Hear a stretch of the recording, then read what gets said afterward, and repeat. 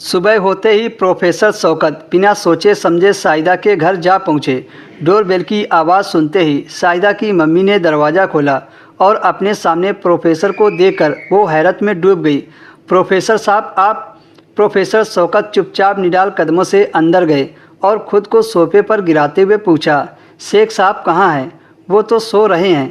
कहते हुए साहिदा की मम्मी ने प्रोफेसर की आंखों में झाँका। अरे आपकी आंखें, लगता है आप सारी रात जागते रहे हैं। हाँ, मैं रात भर साहिदा के निकाह को लेकर उलझा रहा। आपने कहा था ना कि मैं उसके लिए लड़का देखूं, तो देखा आपने? साहिदा की मम्मी ने उत्सुकता से कहा। कौन है? क्या करता है? मेरा मतलब काम, फैमिली बैकग्राउंड क्या है? अजी सुनते हो? उठो जल्दी, देखो प्रोफेसर साहब आए हैं। हमारी साहिदा के लिए लड़का देख रखा है इन्होंने। कितना ध्यान रखते हैं हमारी साहिदा का। महान नहीं, खुदा है खुदा। शेख साहब ने आते हुए कहा। खुदा तो आप हैं, एक हूर जैसी लड़की के पिता हैं। अगर आप दोनों मियाँ बीवी को ऐतराज़ ना हो तो मैं साहिदा को अपने घर, मतलब मेरे बेटे को तो आप लोग जानते ही हो। बस बस, इससे बढ़कर खुशी और क्या हो सकती है मिस्टर शेख? साहिदा के पिता ने कहा। हमारी साहिदा आपके घर जाएगी तो हमें ऐसा लगेगा जैसे वो अपने ही घर में है।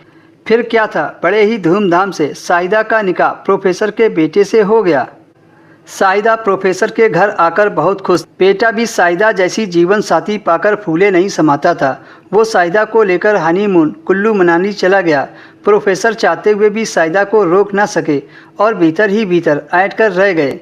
खैर, दिन तो जैसे तैसे कट गया, पर रात काटे न कटती थी। वो जैसे ही आंखें मूंदते उन्हें बेटे और बहू का वजूद आपस में ऐसे लिपटा दिखाई देता मानो दोनों एक दूसरे में समा जाना चाहते हो। ऐसे में उन्हें बेवफा महबूबा और बेटा अपना दुश्मन मालूम होने लगता था। रह रह कर प्रोफेसर को ऐसा ही महसूस होता था कि बेटे की मर्दानगी का जोश साहिदा की जवानी की दीवानी से हार रहा है। बेटे और बहू को हनीमून पर गए हुए 3 दिन बीत गए थे।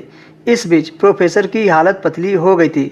घर में होते तो साहिदा का मादक यौवन छाया रहता या अपने ही बेटे की दुश्मनी में चुपके चुपके सुलगते रहते। बेटा और बहू दोनों करीब 1 महीने बाद हनीमून से लौटे थे। प्रोफेसर का बेटा साहिदा का साथ पाकर बेहद खुश दिखाई दे रहा था। देखने में तो साहिदा भी खुश थी, पर प्रोफेसर की आंखों में खुशियों की चमक गायब थी, क्योंकि प्रोफेसर ने ये शादी अपने लिए अपने बेटे से कराई थी ताकि साहिदा उनके साथ रह सके। क्योंकि प्रोफेसर शौकत का चक्कर साहिदा से पिछले 4 सालों से चल रहा था और वो आगे भी इसे जारी रखना चाहता था, तभी तो जानबूझकर साहिदा की शादी अपने बेटे से कराई थी। क्योंकि शौकत अली को डर था कि साहिदा की शादी कहीं और हो गई तो वो उससे कभी नहीं मिल पाएगा और ना ही कभी संबंध बना पाएगा।